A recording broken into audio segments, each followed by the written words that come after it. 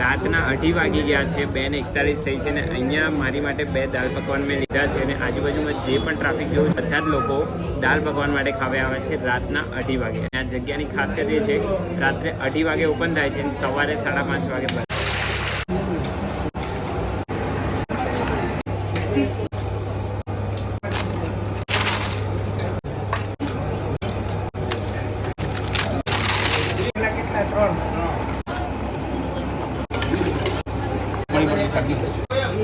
દાળ જ છે.